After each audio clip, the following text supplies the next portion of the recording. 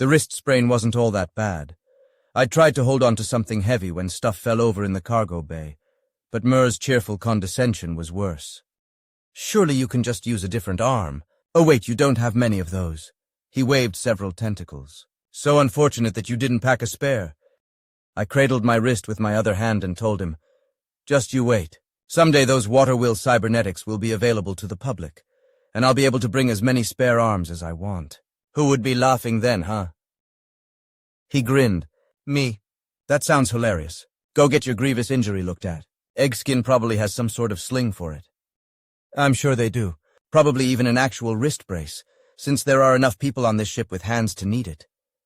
Before I left, it occurred to me to wonder, what do you do when you sprain something? It seems like a brace would just fall off. Mur curled a tentacle and said, an injury sling does not, as long as no one's getting rowdy. Makes sense, I said. I was trying to visualize that and coming up with something that looked like a jock strap, maybe with a shower cap to keep it on. Probably a good thing that Mur hadn't been the one to get hurt, because I wouldn't have been able to keep a straight face if he'd had to walk around in something like that. I said, I'll just go stop by the med bay, then see if someone else can cover my shift on the delivery. Best of luck, Mur said. Try not to hurt any more limbs before that one heals. I told him I'd do my best, then left the cargo bay. I blew on my wrist as I walked, hoping that would be something like an ice pack. It wasn't, but at least it was a distraction. On the way to the med bay, I took a minor detour since Paint's quarters were close. She was probably free to do the delivery for me. I knocked on the door with my good hand. Paint.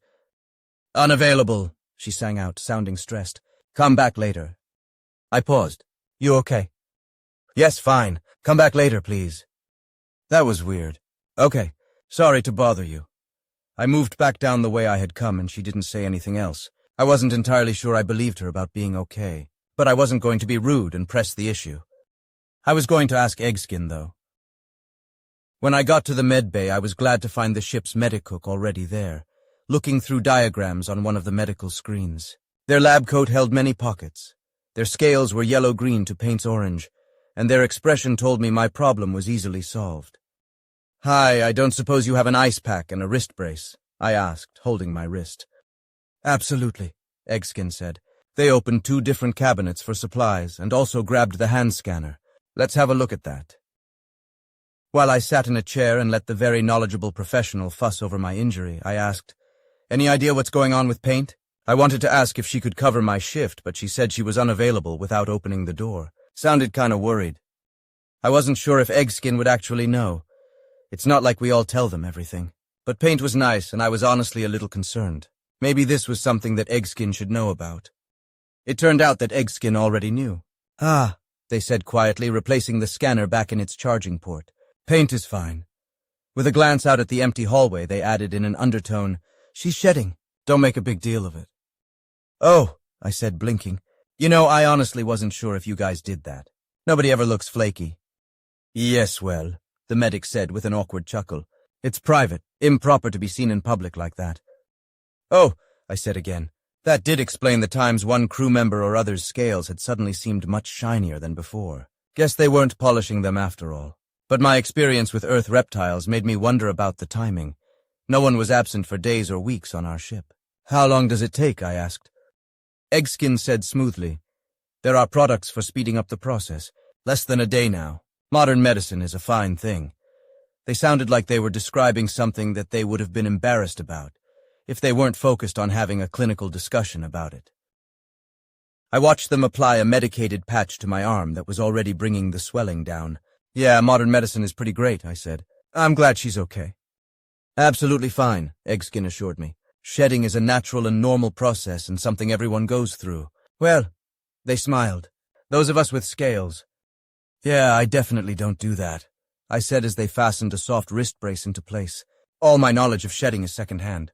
Well, except for the occasional bad sunburn, but those don't count. You do know that you shed continuously, right? Eggskin asked. In small particles. Oh, well, yeah. Sure. I did know that. It was just strange to think about it that way. Eggskin continued, and that's why your quarters are among the dirtiest on the ship? What? No, they're not, I said, offended. I keep them very clean. Dust, Eggskin told me. You will find that human living areas hold more dust than those for the rest of us. I just stared with my mouth open for a moment. Really? Of course, Eggskin said. I've known janitors who charge extra for cleaning human areas, though that may be more of a money-gouging attempt than anything. Seriously, I asked. I've never heard anybody mention it. Yes, well, Eggskin put away the rest of the supplies and gave me a small smile. That just wouldn't be polite to discuss, would it? I guess not. With that in mind, can you do me a favor? Eggskin opened a different drawer and pulled out a gravity wand. Would you mind running this along the edges of the hallway as you leave? It's been getting a little untidy. I took the cleaning tool in my good hand. I hope that isn't my fault. With a pat on the arm, Eggskin told me, not at all. I wasn't sure I believed that either. Thanks. Sure, I'll do that, then go see if anyone else is free to cover my shift. Try Z, Eggskin suggested. As far as I know, he's not busy. Okay. I stood to leave, then asked, do mesmers shed their exoskeletons? The idea of Xi stepping out of a hollow copy of himself, clad in shiny purple exoskeleton that was shinier than ever, was a haunting one, and I was absolutely not going to ask him to his face. Eggskin waved a hand, rarely as adults. The young ones seemed to be going through it constantly, though. Good to know, I said. I don't know if good was the most accurate word, but any knowledge is good knowledge, right? With that in mind, I thanked Eggskin and left, extending the gravity wand to run it along the floor as I went, trying not to think too hard about it.